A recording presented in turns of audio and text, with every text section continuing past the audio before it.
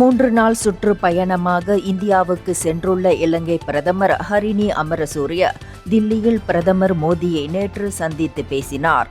கல்வி, தொழில்நுட்பம், புத்தாக்க மேம்பாட்டில் ஒத்துழைப்பு, மீனவர்கள் நலன் உட்பட பல துறைகளில் ஒத்துழைப்பை வலுப்படுத்துவதற்கான நடவடிக்கைகள் குறித்து இரு தலைவர்களும் விவாதித்ததாக தெரிவிக்கப்பட்டது.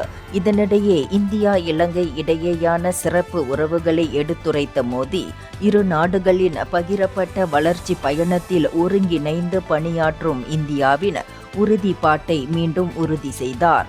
மேலும் இந்த ஆண்டு ஏப்ரல் மாதத்தில் தாம் இலங்கையில் மேற்கொண்ட அரசுமுறை பயணத்தை அவர் ஹரிணியிடம் நினைவு கூர்ந்தார். அச்சமயம் ஒத்துழைப்பிற்கான அனைத்து துறைகளையும் உள்ளடக்கி அதிபர் அனுரகுமார திசநாயக்கவுடன் பயனுள்ள விவாதங்களை நடத்தியதாகவும் அவர் கூறினார் என இந்திய செய்தி தகவல் வெளியிட்டுள்ளது. இந்தியர்களின் இதய குரல் மக்களோசை.